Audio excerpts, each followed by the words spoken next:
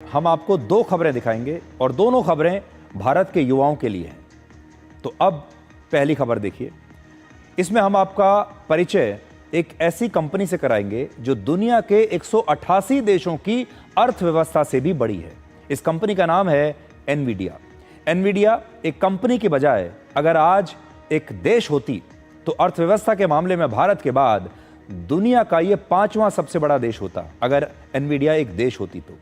Nvidia company का market cap पहली बार $4 trillion को पार कर गया है। यानी आज एनवीडिया कंपनी की जो कीमत है वो 340 लाख करोड़ रुपए हो गई है। दुनिया में पहली बार किसी कंपनी का मार्केट कैप 340 लाख करोड़ रुपए तक पहुंचा है। और मार्केट कैप का मतलब है कि अगर आज कोई एनवीडिया कंपनी को खरीदना चाहता है तो बाजार में इस कंपनी की कीमत 340 लाख करोड़ रुपए होगी। अब आप सोच रहे होंगे कि एनवीडिया आखिर ऐसा क्या करती है, ऐसा क्या बनाती है कि इस कंपनी की इतनी कीमत बाजार में हो गई है। आज सोना, चांदी और हीरे से भी महंगा है आर्टिफिशियल इंटेलिजेंस यानी एआई। एआई को विकसित करने के लिए एक खास तरह की चिप का इस्तेमाल होता है और आज दुनिया भर में एआई के क्षेत्र में इस्तेमाल होने वाली 90% चिप्स का निर्माण एनवीडिया कंपनी ही करती है। इसीलिए आज एनवीडिया पूरी दुनिया में सबसे बड़ी कंपनी बन गई है। वर्ष 1993 में एनवीडिया कंपनी की स्थापना हुई थी और इस कंपनी की स्थापना जेनसन हुआंग नाम के एक व्यक्ति ने की थी। जेनसन हुआंग का जन्म ताइवान में हुआ था, वही ताइवान जिसकी खबर हमने आपको शुरुआत में दिखाई थी, और बाद में वो अमेरिका के नागरिक बन गए। अब सोचिए कैसे एक व्यक्ति दूसरे देश से आकर अमेरिका में दुनिया की सबसे बड़ी कंपनी की स्थापना कर देता है। कई बार हम लोग सोचते हैं कि बाहर से आने वाले जो लोग हैं, जिन्हें हम कई बार शरणार्थी कह देते हैं, हर देश सोचता है कि बाहर से आने वाले लोग हम पर बोझ हैं, उन्हें वापस भेज देना चाहिए। लेकिन इस व्यक्ति को देखिए, ये भी बाहर से आया, ताइवान से अमेरिका में जाकर बसा और अमेरिका में जाकर इसने एनवीडिया जैसी कंपनी की स्थापना कर दी।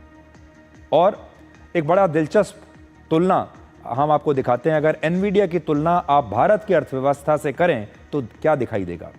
भारत की अर्थव्यवस्था वर्ष 2007 में $1 ट्रिलियन की हुई थी और $4 ट्रिलियन तक पहुंचने में हमें 18 वर्ष का समय लगा। आज हमारी अर्थव्यवस्था $4 ट्रिलियन की है। और दूसरी तरफ अगर आप देखें 2023 में एनवीडिया पहली बार $1 ट्रिलियन की कंपनी बनी और सिर्फ 2 साल के अंदर ही, यानी इस साल 2025 आते आते ये $4 ट्रिलियन की कंपनी बन गई। आज दुनिया की सभी बड़ी कंपनियों में एआई का इस्तेमाल बढ़ता जा रहा है।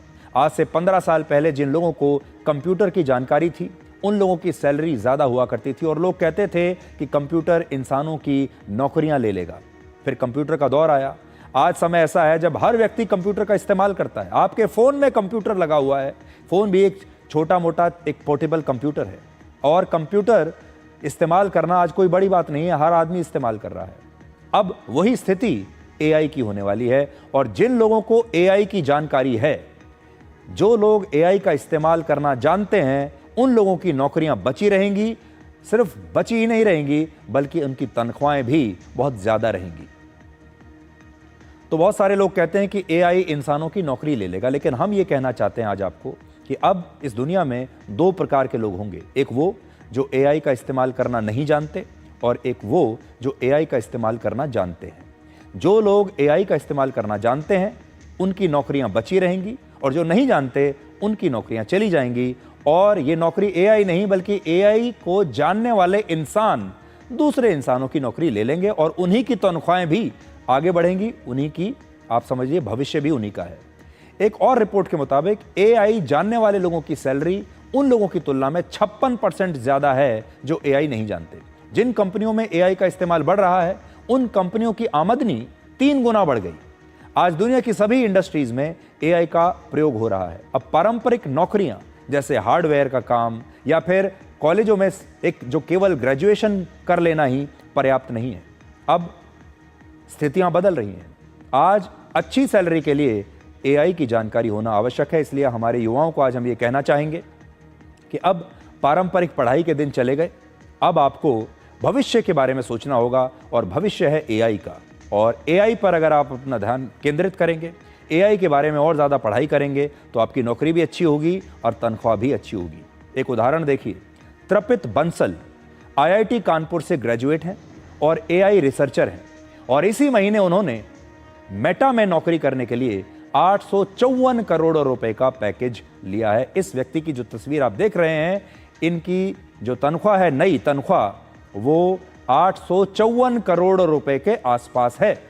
पहले त्रपित बंसल एआई से जुड़ी एक बड़ी कंपनी ओपन एआई में काम करते थे, लेकिन अब वो ओपन एआई को छोड़कर एक दूसरी कंपनी मेटा में चले गए हैं। मेटा वो कंपनी है जो फेसबुक बनाती है, जिसका इंस्टाग्राम है, जिसका व्हाट्सएप है, और उस कंपनी में 850 करोड़ रुपए की तनख्वाह के साथ। आज आपको एनवीडिया कंपनी से भी सीखना चाहिए। अक्सर लोग जीवन में छोटी छोटी समस्याओं से, चुनौतियों से घबरा जाते हैं। आज एनवीडिया दुनिया की सबसे बड़ी कंपनी बन गई, लेकिन आज से केवल 5 महीने पहले जनवरी के महीने में इस कंपनी के शेयर में बहुत बड़ी गिरावट आई थी।